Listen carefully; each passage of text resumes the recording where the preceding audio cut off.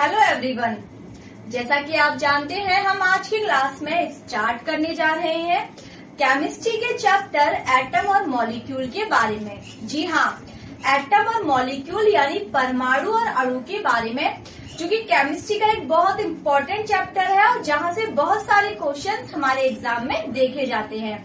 तो आइए स्टार्ट करते हैं एटम एंड मॉलिक्यूल यानी परमाणु और अणु। एटम यानी नॉट टू डिवाइडेड, जिसमें ए का मतलब होता है नॉट और टम का मतलब होता है two divided. Not two divided यानी जिसे आगे और डिवाइड ना किया जा सके, जिसे आगे और विभाजित ना किया जा सके, यानी कि अविभाज्य। परमाणु कैसा है? अविभाज्य है। आगे हम देखते हैं पदार्थ का सबसे सूक्ष्मतम कण, यानी पदार्थ का छोटे से छोटा कण क्या है? परमाणु है, जो मिलकर बना होता है इलेक्ट्रॉन, प्रोटॉन और न्यूट्रॉन से। अब ये इलेक्ट्रॉन, प्रोटॉन और न्यूट्रॉन क्या है? ये है परमाणु के मूलभूत कण, फंडामेंटल पार्टिकल्स ऑफ एटम। आगे हम देखते हैं परमाणु की खोज किसने की। तो परमाणु की खोज करने वाले थे जॉन डाल्टन। कौन थे? John Dalton. और कब की? सन 1808 में। साथ ही परमाणुवाद का सिद्धांत देने वाले भी कौन थे? John Dalton. अब जॉन डाल्टन जी की एक पुस्तक का नाम हमें याद रखना है, जो एग्जाम में पूछा जा सकता है। A new system of chemical philosophy. क्या है बुक का नाम? A new system of chemical philosophy. अब हम देखते हैं कि डाल्टन साहब ने अपने परमाणुवाद के सिद्धांत में क्या कहा है। सभी द्रव्य, द्रव्य का मतलब होता है पदार्थ। अब पदार्थ क्या है? देखिए, हम ये लास्ट क्लासेस में ऑलरेडी डिस्कस कर चुके हैं कि हर एक वस्तु जिसका कुछ ना कुछ मास हो यानी द्रव्यमान हो, और जो कोई ना कोई स्पेस ऑक्यूपाई करे यानी कोई ना कोई स्थान घेरे, उस हर एक वस्तु को हम द्रव्य, पदार्थ या मैटर कहते हैं। तो ये कहा गया है कि जितने भी द्रव्य है, पदार्थ है, वो सभी छोटे छोटे कणों से मिलकर बने हुए होते हैं और इन छोटे छोटे कणों को ही कहते हैं परमाणु। फॉर एग्जाम्पल ये कैप है, ये भी प्लास्टिक के छोटे छोटे छोटे छोटे कणों से मिलकर बना है, और इतना छोटा कण जिसे हम आगे और विभाजित ना किया जा सके, यानी उस छोटे से छोटे कण को ही हम परमाणु कह रहे हैं। आगे देखेंगे परमाणु अविभाज्य है, क्योंकि परमाणु को आगे हम और तोड़ नहीं सकते। एक तत्व के सभी परमाणु समान होते हैं? बिल्कुल। फॉर एग्जाम्पल हम लेते हैं हाइड्रोजन का तत्व, सोडियम का तत्व, ऑक्सीजन का तत्व। तो एक ही तत्व के अंदर जितने भी परमाणु होते हैं वो सभी के सभी कैसे होंगे? एक जैसे होंगे, समान होंगे। भिन्न भिन्न तत्वों के परमाणु भिन्न भिन्न गुणधर्म रखते हैं। जी हाँ, अलग अलग तत्वों के परमाणु अगर हम लेंगे तो उनकी प्रॉपर्टीज भी कैसी होंगी? अलग अलग होंगी।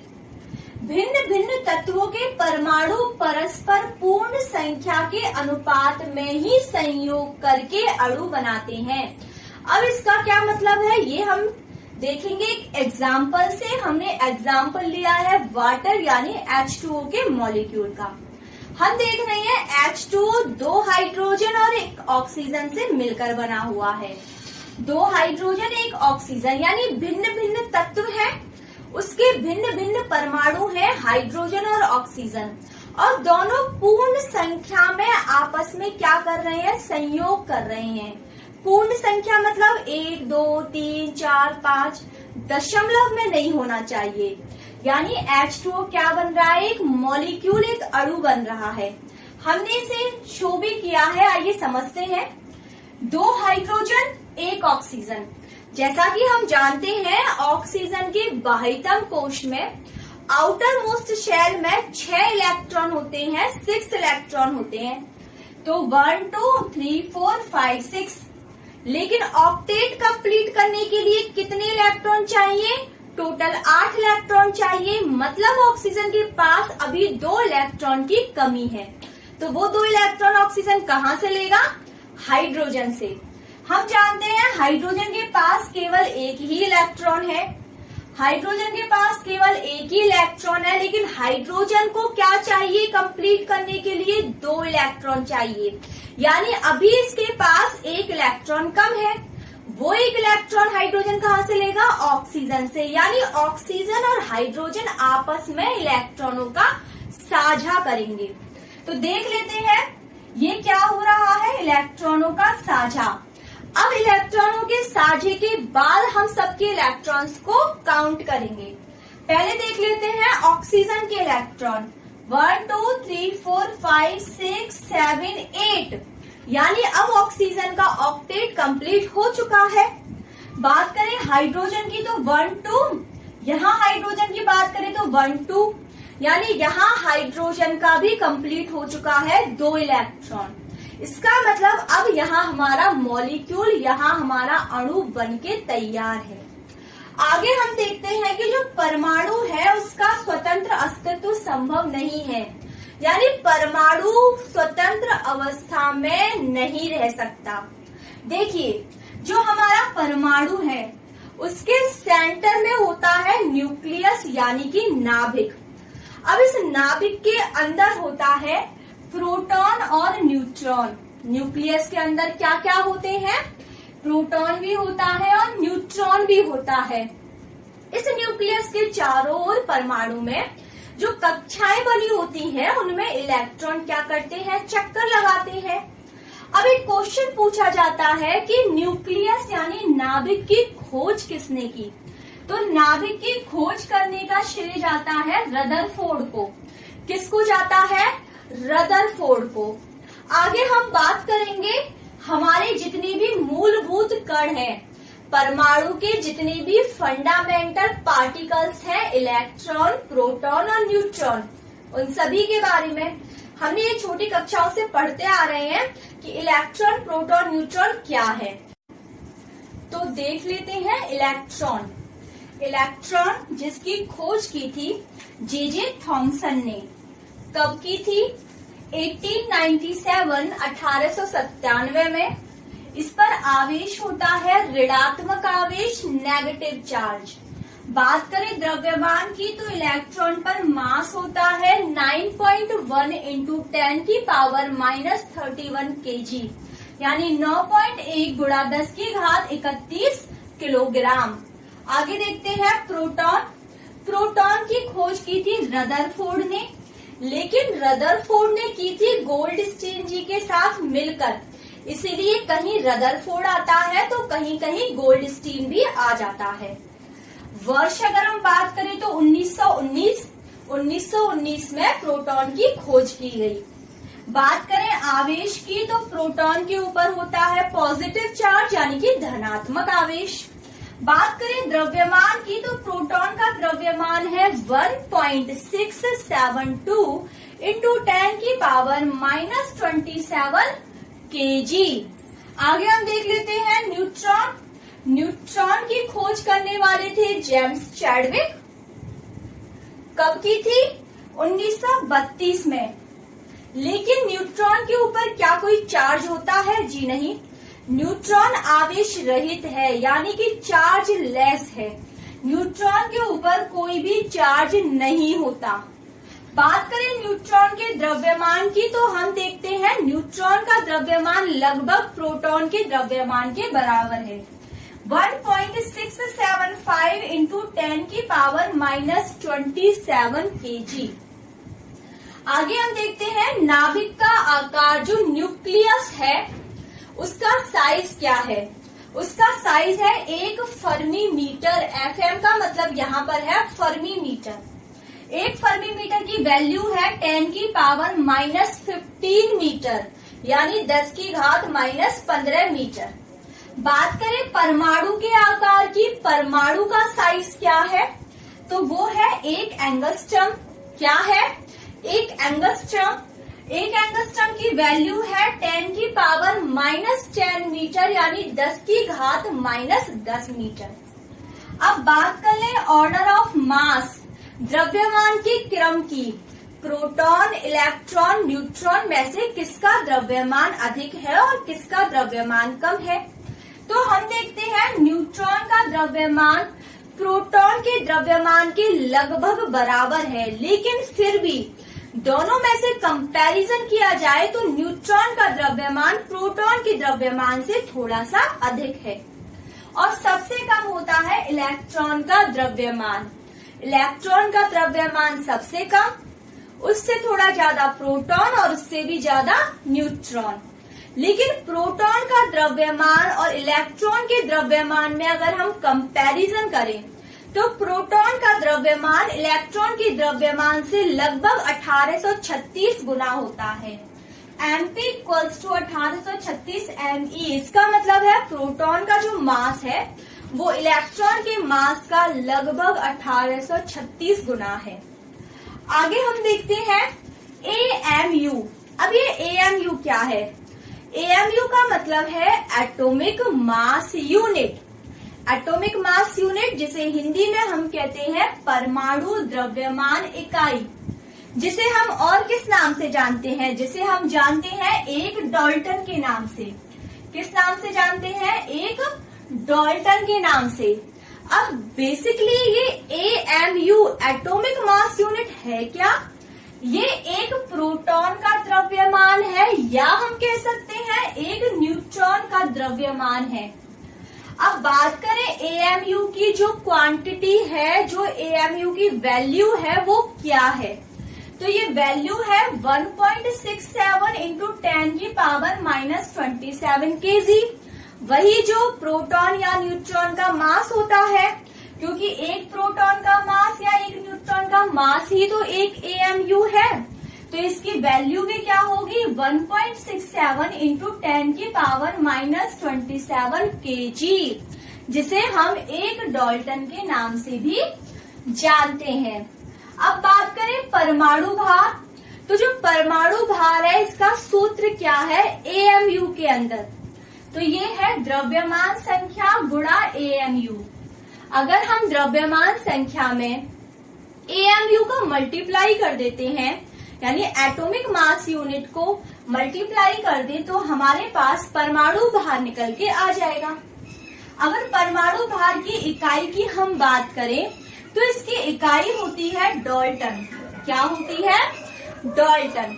मापन की बात करें कि परमाणु भार को मेजर किसमें किया जाता है, तो इसको मेजर किया जाता है मास स्पेक्ट्रोमीटर के अंदर। कहा? मास स्पेक्ट्रोमीटर। अब बेसिकली हम इस चैप्टर में बहुत सारे न्यूमेरिकल्स आगे करने वाले हैं, जहां से आपके बहुत अच्छे क्वेश्चन सॉल्व होंगे। अभी फिलहाल हम 2 एग्जाम्पल देख रहे हैं, जहां हम परमाणु भार और अणु भार में डिफरेंस को समझेंगे। अब जैसे कि ऑक्सीजन है और हम सभी जानते हैं कि ऑक्सीजन का जो एटॉमिक नंबर होता है वो 8 होता है। अगर बात करें इसके एटॉमिक मास की, एटॉमिक मास यानी परमाणु भार की, तो वो लगभग क्या हो जाएगा? डबल हो जाएगा, यानी कि 16। अगर बात करें अणु भार की, अणु भार यानी O2 के अणु भार की। अणु भार क्यों बोला हमने यहाँ? क्योंकि O2 एक मॉलिक्यूल है और मॉलिक्यूल का परमाणु भार नहीं होता, मॉलिक्यूल का अणु भार होता है।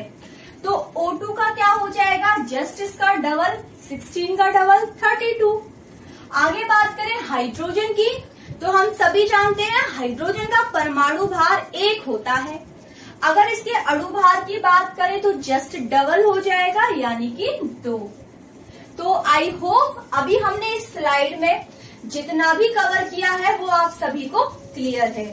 आगे की चीजें हम डिस्कस करेंगे हमारी नेक्स्ट स्लाइड में।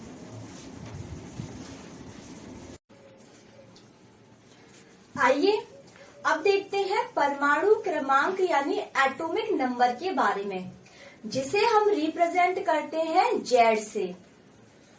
परमाणु क्रमांक संख्या यानी कि एटॉमिक नंबर, जिसे प्रदर्शित किया जाता है कैपिटल Z से। किसी भी परमाणु के नाभिक के अंदर जो प्रोटॉनों की संख्या होती है उसी को परमाणु क्रमांक कहते हैं। यानी किसी भी परमाणु के नाभिक में जितने प्रोटॉन होते हैं उन कुल प्रोटॉनों की संख्या ही क्या है, परमाणु क्रमांक है। यानी परमाणु क्रमांक बराबर होता है प्रोटॉनों की संख्या के। जितने प्रोटॉन के नंबर होंगे उतना ही परमाणु क्रमांक होगा। यानी Z इक्वल्स टू होता है P, एटॉमिक नंबर इक्वल होता है प्रोटॉन के। आगे देखते हैं द्रव्यमान संख्या यानी कि मास नंबर, जिसे हम रिप्रेजेंट करते हैं कैपिटल A से। किससे? कैपिटल A से। कुल प्रोटॉन एवं न्यूट्रॉनों की संख्या। जो हमारा नाभिक है उसमें प्रोटॉन भी होते हैं और न्यूट्रॉन भी होते हैं। तो प्रोटॉन और न्यूट्रॉन की संख्या को जब हम ऐड कर देते हैं तो हमारे पास द्रव्यमान संख्या निकल के आ जाती है। कैपिटल A इक्वल होता है प्रोटॉनों की संख्या के प्लस न्यूट्रॉनों की संख्या के। न्यूट्रॉनों को हम स्मॉल n से रिप्रेजेंट करते हैं। अब देखिए, अगर कोई भी एलिमेंट है हम उसे प्रदर्शित किस तरीके से करेंगे तो देख लेते हैं। यहाँ कैपिटल X है किसी भी एलिमेंट का सिंबल, जैसे हाइड्रोजन का H होता है, सोडियम का Na होता है, क्लोरीन का Cl होता है, ऑक्सीजन का O होता है। तो उसी तरह से यहाँ जो X है इसका मतलब है कोई भी एलिमेंट जिसका हमने कोई सिंबल लिया है। यहाँ इस साइड Z होता है, Z का मतलब है एटॉमिक नंबर यानी प्रोटॉनों की संख्या यानी परमाणु क्रमांक, और ऊपर होता है हमारा A यानी कि मास नंबर द्रव्यमान संख्या, जो प्रोटॉन और न्यूट्रॉन की संख्या का सम होता है। यानी इसे हम इस तरह से भी रिप्रेजेंट कर सकते हैं। Z यानी एटॉमिक नंबर की जगह हम प्रोटॉनों की संख्या लिख सकते हैं, क्योंकि जो परमाणु क्रमांक है वो प्रोटॉनों की संख्या के बराबर है। और A की जगह हम प्रोटॉन प्लस न्यूट्रॉनों का नंबर लिख सकते हैं, क्योंकि द्रव्यमान संख्या बराबर होती है प्रोटॉनों की संख्या और न्यूट्रॉनों की संख्या के सम के। आगे हम देखते हैं न्यूट्रॉनों की संख्या अगर हमें निकालनी हो तो हम कैसे निकालेंगे। ऊपर हमने देखा A equals to P plus N, यानी कि मास नंबर बराबर होता है प्रोटॉन प्लस न्यूट्रॉन के। तो यहाँ से अगर हमें न्यूट्रॉन निकालना हो तो हम क्या कर देंगे, A में से P को सब्ट्रैक्ट कर देंगे। क्या कर देंगे? A में से P को सब्ट्रैक्ट कर देंगे। अब देखिए N equals to A minus Z क्यों लिखा हुआ है, क्योंकि ये जो P है, ये जो प्रोटॉनों का नंबर है, ये क्या है, एटॉमिक नंबर के बराबर है। इसलिए हम P की जगह क्या लिख सकते हैं, Z लिख सकते हैं। क्या लिख सकते हैं? Z लिख सकते हैं। तो दो तरीके से आप न्यूट्रॉन के नंबर निकाल सकते हो, या तो A माइनस P कर लो या फिर A माइनस Z कर लो। यानी मास नंबर में से या तो एटॉमिक नंबर को माइनस कर दो या फिर मास नंबर में से प्रोटॉनों की संख्या को घटा दो। आगे हम देखते हैं उदासीन परमाणु। जो हमारा उदासीन परमाणु है, यानी जिसके ऊपर ना तो नेगेटिव चार्ज है और ना ही पॉजिटिव चार्ज है, उसमें जो प्रोटॉनों की संख्या होती है वो बराबर होती है इलेक्ट्रॉनों की संख्या के। यानी जितने प्रोटॉन होते हैं उतने ही इलेक्ट्रॉन होते हैं उदासीन परमाणु में। तो नंबर ऑफ प्रोटॉन यहाँ बराबर होते हैं नंबर ऑफ इलेक्ट्रॉन के। अब हमने एक एग्जाम्पल लिया है 6C14 का, यानी 6 यहाँ क्या है, कार्बन का एटॉमिक नंबर है, या हम कह सकते हैं कार्बन के अंदर प्रोटॉनों की संख्या है। और 14 क्या है, कार्बन का मास नंबर है, यानी प्रोटॉन और न्यूट्रॉन का सम है। अब अगर हमें यहाँ पे Z पूछे या P पूछे, यानी एटॉमिक नंबर पूछे या प्रोटॉनों की संख्या पूछे, तो कितना आ जाएगा, ये आ जाएगा 6। यहाँ जो लिखा होता है ये क्या है, ये एटॉमिक नंबर है, परमाणु संख्या है। अब क्योंकि ये उदासीन परमाणु है इसलिए जितने प्रोटॉन होंगे उतने ही इलेक्ट्रॉन होंगे। यहाँ 6 प्रोटॉन है तो 6 ही क्या होंगे, यहाँ इलेक्ट्रॉन होंगे। सो ये पॉइंट क्लियर है। आगे हम देखते हैं, यहाँ जो लिखा हुआ है 14, ये है हमारा मास नंबर, द्रव्यमान संख्या। तो ए की वैल्यू कितनी हो गई 14। अब अगर हमें एन निकालना है, न्यूट्रॉन का नंबर निकालना है, तो 14 में से 6 को क्या कर देंगे, माइनस कर देंगे। फॉर्मूला या तो आप a माइनस जेड लगा सकते हो या फिर आप फॉर्मूला a माइनस पी लगा सकते हो। जेड और पी क्या है, इक्वल है, यानी परमाणु क्रमांक और प्रोटॉन क्या है, बराबर है।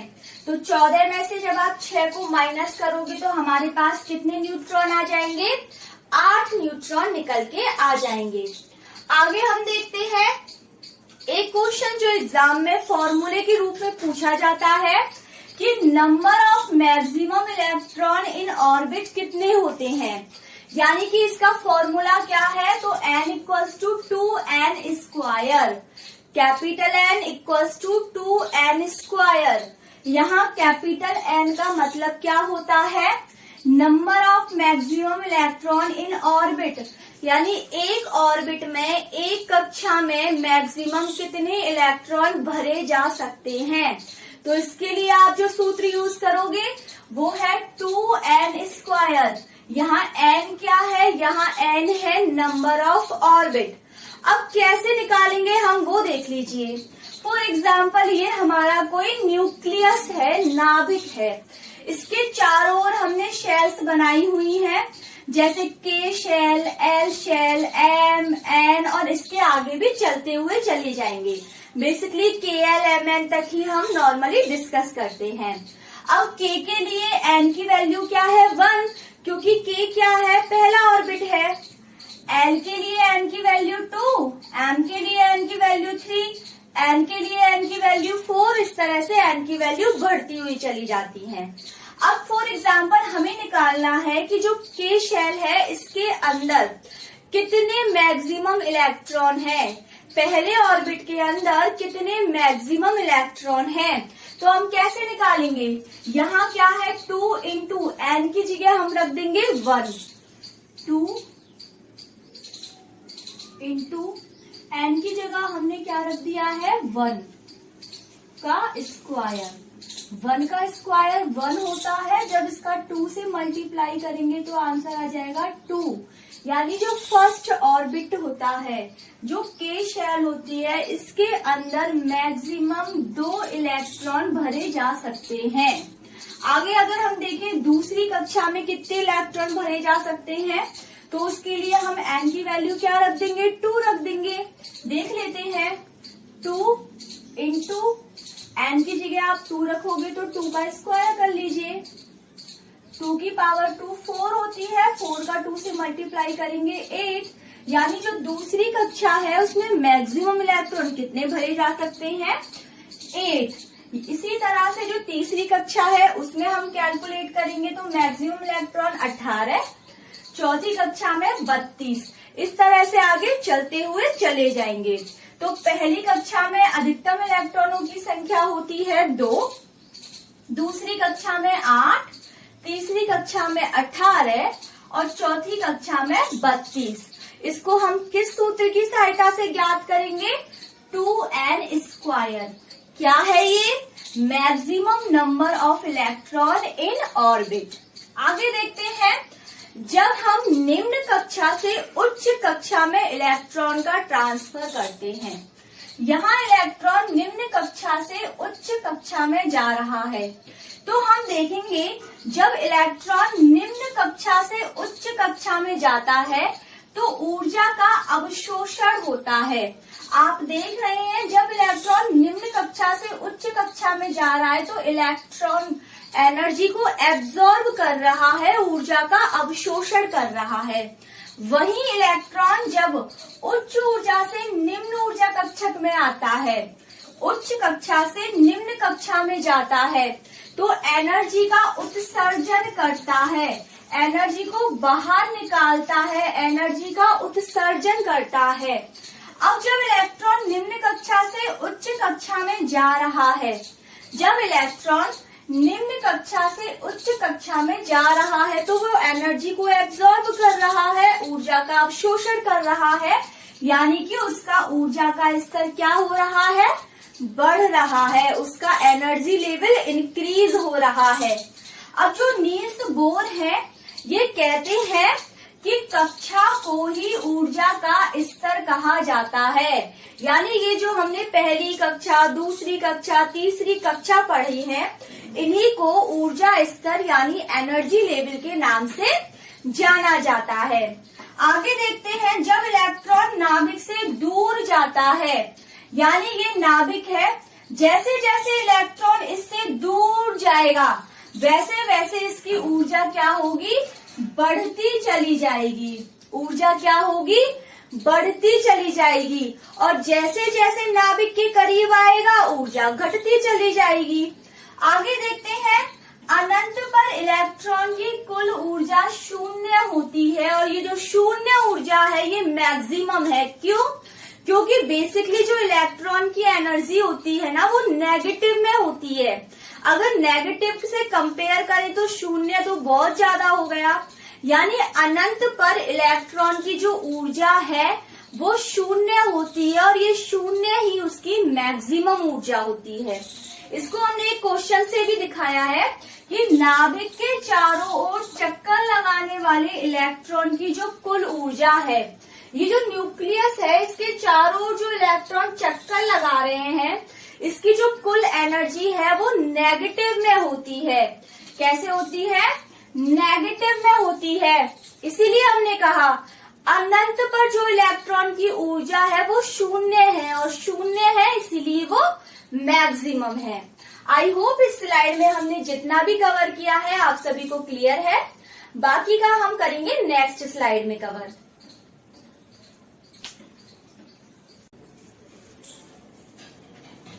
आइए तो अब बात हम करते हैं समस्थानिक, समभारिक और समन्यूट्रॉनिक की। देख लेते हैं समस्थानिक यानी आइसोटॉप क्या है। एक ही तत्व के भिन्न भिन्न परमाणु जिनकी परमाणु क्रमांक संख्या तो समान है परंतु द्रव्यमान संख्या भिन्न भिन्न है, उसे हम कहते हैं समस्थानिक। अथवा प्रोटॉनों की संख्या समान हो लेकिन न्यूट्रॉनों की संख्या भिन्न भिन्न हो। अब इसे हम बताएंगे एक एग्जाम्पल से कि आखिर ये समस्थानिक की परिभाषा हमसे कहना क्या चाह रही है। तो हम लेते हैं हाइड्रोजन के समस्थानिक 1H1, 1H2, 1H3। ये जो 1H1 है इसे हम कहते हैं प्रोटियम और इसे रिप्रेजेंट करते हैं H से। 1H2 इसे हम कहते हैं ड्यूटेरियम, इसे रिप्रेजेंट करते हैं D से।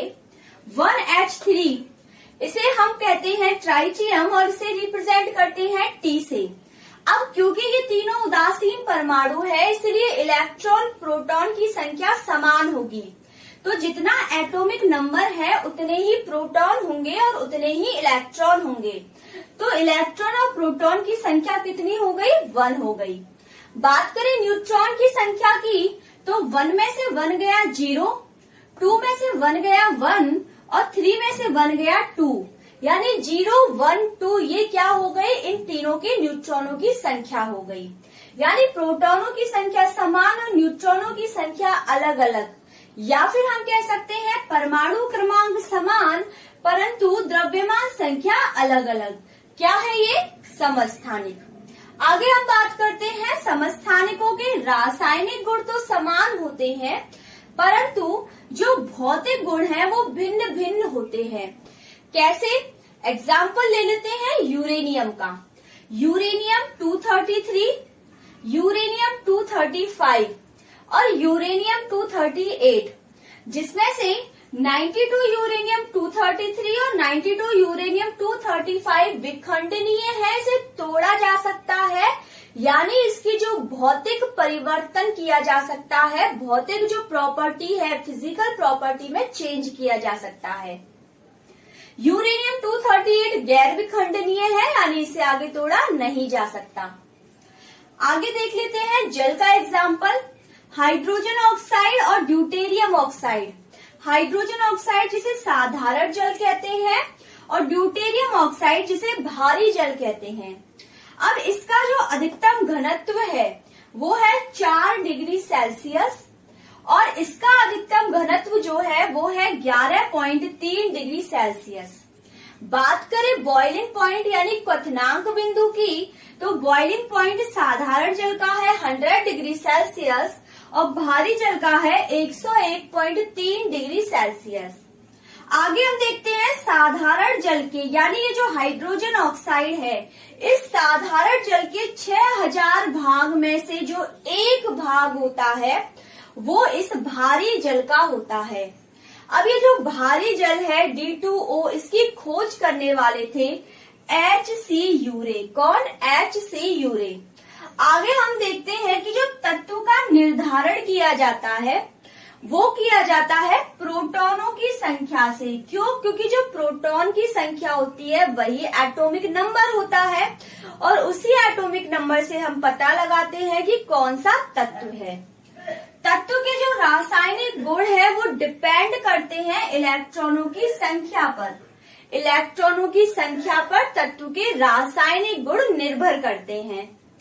समस्थानिकों का जो उत्पादन है वो न्यूट्रॉनों की संख्या को बदलकर किया जा सकता है। जैसे हमने यहाँ देखा, हमने यहाँ न्यूट्रॉनों की संख्या बदली 1, 2, तो क्या हुआ? हाइड्रोजन के समस्थानिकों का उत्पादन हुआ।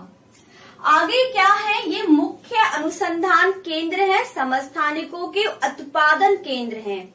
कौन कौन से हैं? भाभा परमाणु अनुसंधान केंद्र BARC, जिसकी स्थापना हुई 1954 में। तो इसके जो वर्तमान में मुख्य संयंत्र है वो है अप्सरा, ध्रुव और पूर्णिमा 1st, 2nd, 3rd। आगे हम देखते हैं इंदिरा गांधी परमाणु अनुसंधान केंद्र, जिसे हम कहते हैं IGCAR, जो कि है कल्पक्कम तमिलनाडु के अंदर। अब इसका जो मुख्य संयंत्र है वो है कामिनी, जिसमें यूरेनियम 233 पर रिसर्च की जा रही है।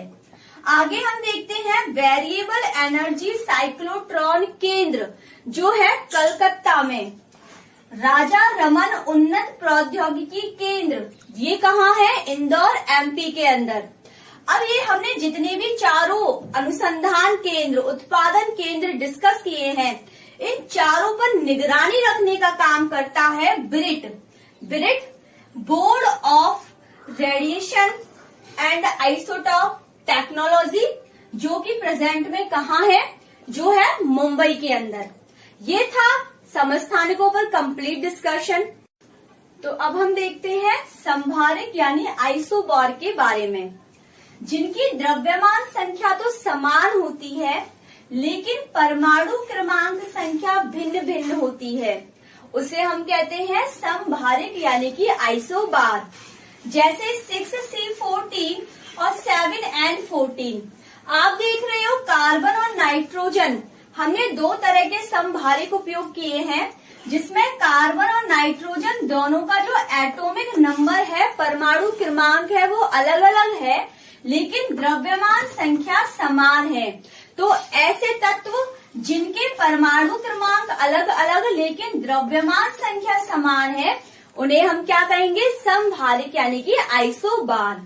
आगे देख लेते हैं सम न्यूट्रॉनिक, जिन्हें हम कहते हैं आइसोटॉन। ये क्या है? जिनमें न्यूट्रॉनों की संख्या समान होती है। न्यूट्रॉनों की संख्या हमें निकालनी होगी मास नंबर में से एटॉमिक नंबर को माइनस करके। जैसे 6C14 ये कार्बन का तत्व है, 8O16 ये ऑक्सीजन का तत्व है। हम देखेंगे यहाँ पर 14 में से जब हम 6 को माइनस करेंगे तो यहाँ पर 8 न्यूट्रॉन आ गए, और यहाँ पर हम देखेंगे कि 16 में से जब 8 को माइनस करेंगे तो 8 न्यूट्रॉन आ गए। यानी दोनों ही तत्व में न्यूट्रॉनों की संख्या क्या है? समान है। इसलिए हम इन्हें क्या कहेंगे? आइसोटॉन सम न्यूट्रॉनिक। तो आई होप परमाणु और अणु चैप्टर जो है आपका वो क्लियर है।